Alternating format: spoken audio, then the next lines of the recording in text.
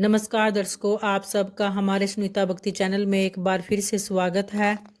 दोस्तों, आज हम श्रावण मास महात्म्य के 24वें अध्याय का वर्णन करेंगे, जिसमें श्री कृष्ण जन्माष्टमी व्रत के महात्म्य में राजा मितजीत के आख्यान का वर्णन किया गया है। ईश्वर बोले, हे ब्रह्मपुत्र, पूर्वकल्प में दैत्यों के भार से अत्यंत पीड़ित हुई पृथ्वी बहुत व्याकुल तथा दीन होकर ब्रह्मा जी की जब शरण में गई तो उसके मुख से वृतांत सुनकर ब्रह्मा जी ने देवताओं के साथ क्षीरसागर में विष्णु जी के पास जाकर स्तुतियों के द्वारा उनको प्रसन्न किया। और तब नारायण श्री हरि सभी दिशाओं में प्रकट हुए और ब्रह्मा जी के मुख से संपूर्ण वृतांत को सुनकर बोले, हे देवताओं, आप लोग डरे मत। मैं वसुदेव के द्वारा देवकी के गर्भ से अवतार लूंगा और पृथ्वी का संताप दूर करूंगा।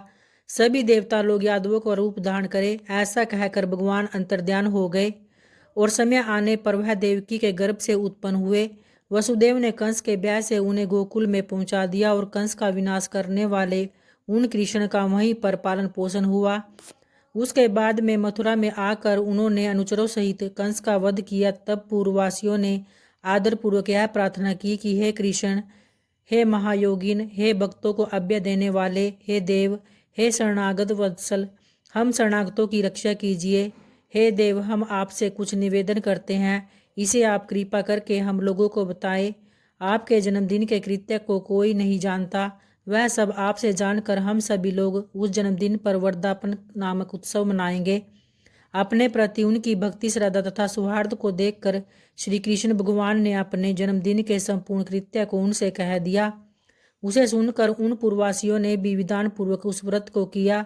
तब भगवान ने प्रत्येक व्रतकर्ता को अनेक वर प्रदान किए। इस प्रसंग में एक प्राचीन इतिहास भी कहा जाता है, तो आइए कथा का श्रवण करते हैं। प्राचीन काल में अंग देश में उत्पन्न एक मितजीत नामक राजा था। उसका पुत्र महासेन बड़ा पराक्रमी तथा सत्यवादी था। सब कुछ जानने वाला वह राजा अपनी प्रजा को आनंदित कर उनका विधिवत पालन किया करता था। इस प्रकार रहते हुए उस राजा का एक दिन अकस्मात दैवयोग से पाखंडियों के साथ बहुत काल पर्यंत साहचर्या हो गया और उनके संसर्ग से वह राजा अधम परायण हो गया, जिसके कारण वह राजा वेद शास्त्र तथा पुराणों की बहुत निंदा करने लगा तथा वर्णाश्रम के धर्म के प्रति अत्यधिक द्वेष भाव से युक्त हो गया। हे मुनिश्रेष्ठ, बहुत दिन व्यतीत होने के पश्चात काल की प्रेरणा से जब वह राजा मृत्यु को प्राप्त हुआ और यमदूतों के अधीन हो गया, यमदूतों के द्वारा पास में बांधकर पीटते हुए यमराज के पास ले जाते हुए वह बहुत पीड़ित हुआ। दुष्टों की संगति के कारण उसे नरक में गिरा दिया गया और वहां बहुत समय तक उसने बहुत सी यातनाएं सही। उन यातनाओं को भोग कर पाप के शेष भाग से वह पिशाच योनि को प्राप्त हुआ। भूख व प्यास से व्याकुल वह भ्रमण करता हुआ मारवेड़ देश में आकर किसी वैश्य के शरीर में प्रवेश करके रहने लगा। उसके बाद उसी के साथ वह पुण्यदायिनी मथुरापुरी में चला गया। वहां पास के ही रक्षकों ने उस पिशाच को उसके घर से निकाल दिया। तब वह पिशाच वन में तथा ऋषियों के आश्रम में भ्रमण करने लगा।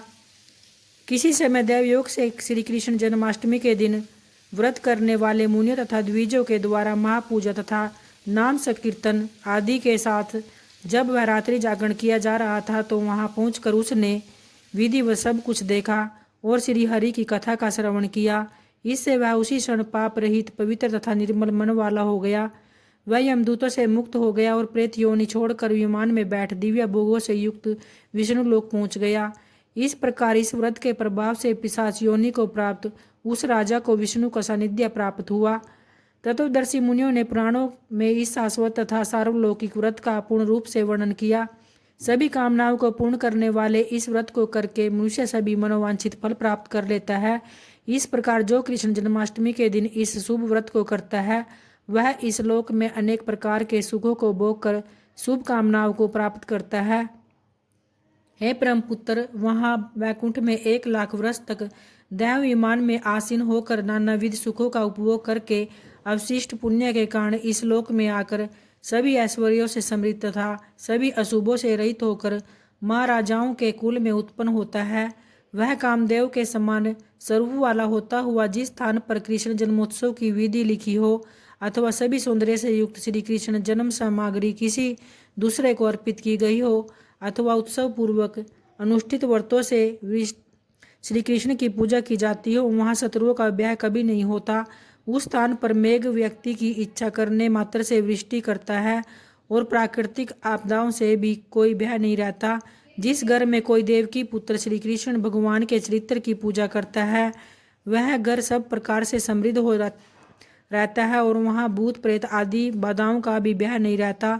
जो मनुष्य किसी के साथ भी शांत होकर इस व्रतोत्सव का दर्शन कर लेता है वह सभी पाप मुक्त होकर श्री हरि के धाम जाता है। तो इस प्रकार से श्री स्कंद पुराण के अंतर्गत श्री ईश्वर सनत कुमार संवाद में श्रावण मास महात्म्य में जन्माष्टमी व्रत कथन नामक 24वां अध्याय पूर्ण हुआ। तो भक्तों प्रेम से बोलिए भगवान भोलेनाथ की जय, माता पार्वती की जय।